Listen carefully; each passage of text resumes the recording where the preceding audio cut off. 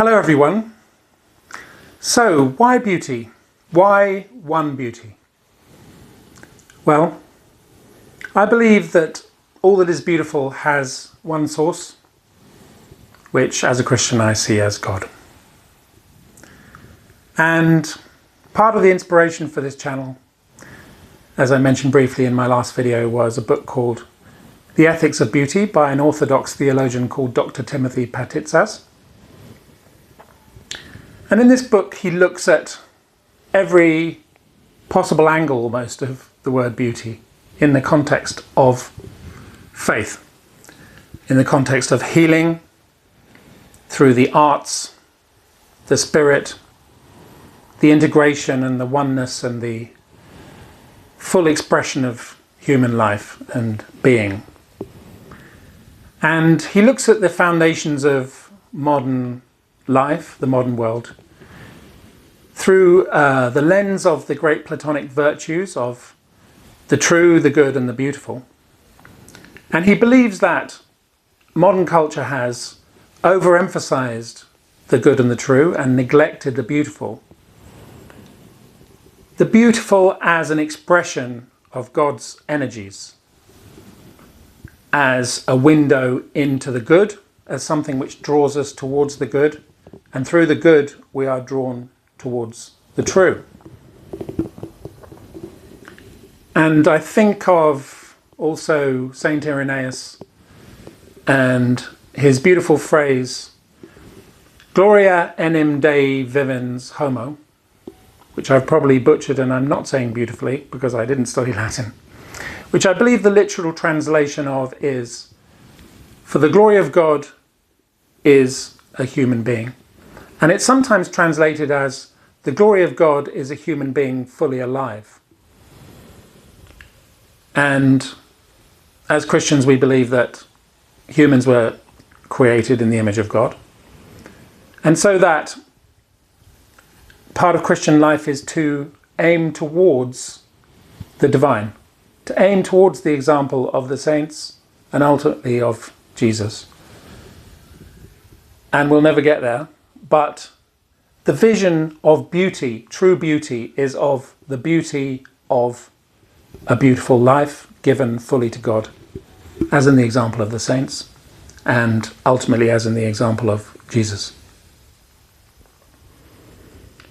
And in that book, The Ethics of Beauty, which I'll be exploring more in a future video, Dr. Patitsas looks at the whole spectrum of beauty, from the beauty of healing, restoration to unity, restoration to God and love, peace and health, through many of the arts, including architecture. He's particularly interested in architectural expressions of fully integrated beauty that incorporates the human, that supports the human to live a full life. I've always loved beauty, as I'm sure almost everybody does. Beauty of people, animals, nature, art in all its forms, literature. And in some ways I've given myself much of my life to beauty as someone who paints, writes poetry. I've explored photography and dance to a great extent, especially dance, music to a degree.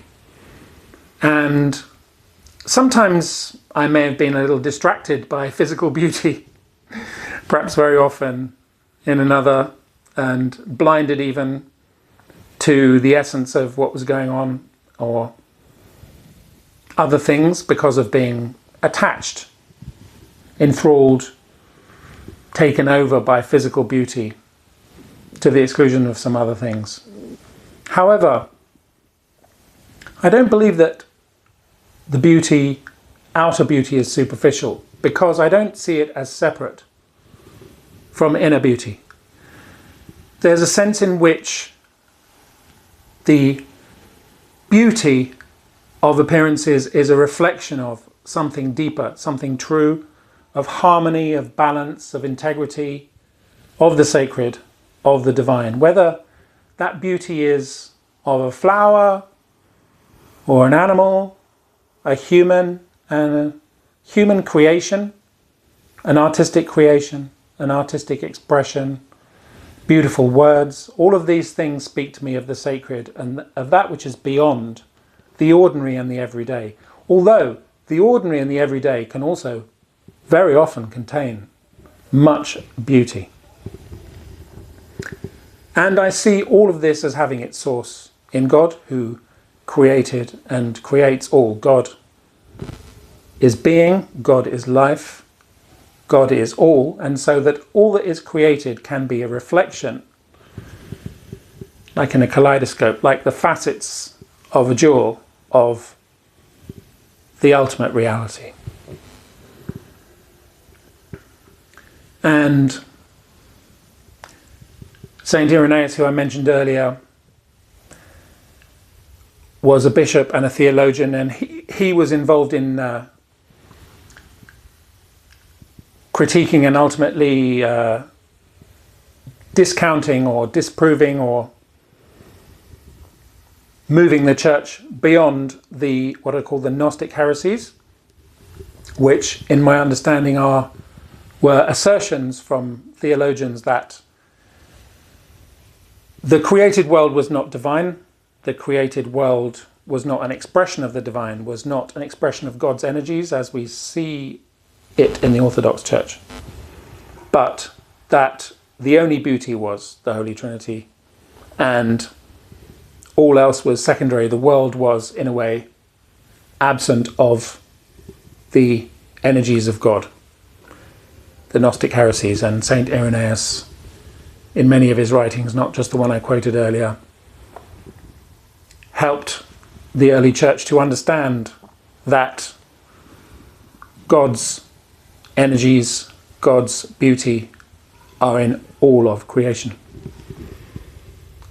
And so in this channel, I'm going to be exploring every facet of beauty, and especially in the arts and literature, but also the beauty of the church, including the beauty of the architecture of the church, the beauty of icons, the beauty of written expressions of theology, poetry,